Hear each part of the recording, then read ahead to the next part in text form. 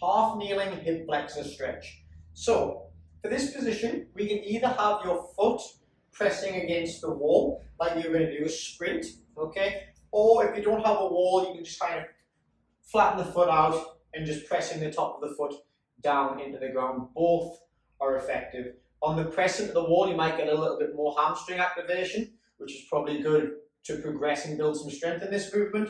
But what we're looking for here is in this setup, you can use something under your knee if you want. We're going to go 1 foot forward, so we're nice and stacked, okay? If I've got too much weight on my front foot and I'm forward, if I lift my front leg, I'm basically going to have to move back to get into position. So if you lift your front foot up, you should be nice and stacked. So my head is over my ribs, and my ribs are over my hip, and my hip is over my knee.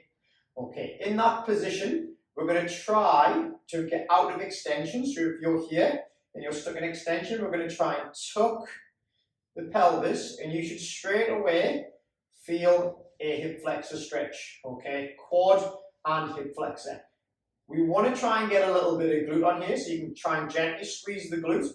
If you don't feel any glute at all, you can almost just sit back a little bit, try and get the glute to kick in a bit more, and then bring it into that stretch, okay? We want the ribs kind of dropping back, but your sternum pointing straight forward. So if you want to add a reach with both hands, you can.